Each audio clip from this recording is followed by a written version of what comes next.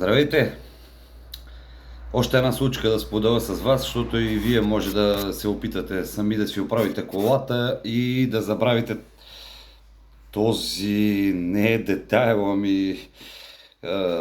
сериозен детайл, къде може да го пропуснете и да стане проблем като при този моя приятел. И заради това искам да го споделя с вас.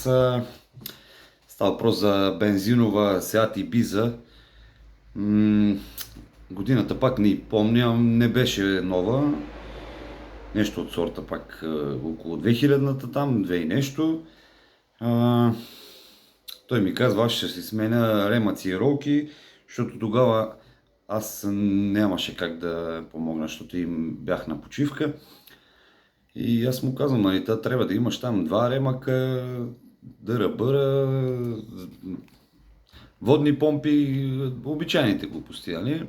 Ма той явно е пропуснал слушането и вика, няма проблеми, ще се оправим. Обажда ми се там на следващия ден, всичко е точно, сменил съм ремъци, ролки, там масла, филтри, глупости. И аз пак му повтарям, нали, на ангранажа 2 ремъка, защото такова и той, да, всичко е точно. Добре, тръгва той за морето, аз па трябваше да се прибирам през това време. Тръгва той за морето и колата угасва и до там. И той ка, брат, колата угасна. Викам, къде си? Айде, засекохме се тама. Викаме, как угасна? Ми угасна и няма палене. Викаме, ти смени ремъци, ролки си? Да. Викам, отвори този капак, отвори капака.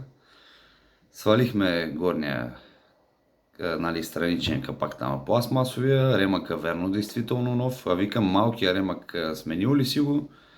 Той каза, аз не знам, че има малък ремък. Оказа се, че има малък ремък и той върти 2 разпределителни вала. И е скрит под една пластмаса отгоре, като свалиш капак. Сещате се какво е станало, свалихме капака горния, свалихме малкото капаче пластмасовото, малкия ремък скъсан. И оттам се сещате на хенга, главата изхвърлена, добре, че не беше пробило бутала, нова глава, зацепване на ново и сума пари за едно недослушване и невнимаване в час. Не правете същата грешка като него. Гледайте внимателно, ако не разбирате, допитайте се до някой, където разбира, макар и до изкуствен интелект, и той ще ви помогне със сигурност. Вече той е толкова напреднал, че и повече от нас да знае. Не бързайте. Поне с ремъците и ролките не бързайте и ви давам съвет за ремъци и ролки, ако си сменяте сами. Задължително, след като сте зацепили, макар с лак ли ще го мажете, с тия приспособленията там за центровки или няма значение с какво. След като сте зацепили, завъртете поне 2 пъти на тричотка самия двигател, да видите дали 2 пъти си идва на белезите. Да е сигурна работата. А ако ви законтри на тричотката и не може да превърти, не пробвайте да го палите никога.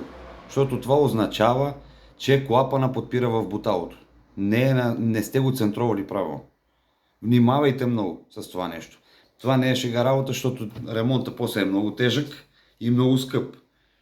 Задължително 2 пъти на тричотка въртите.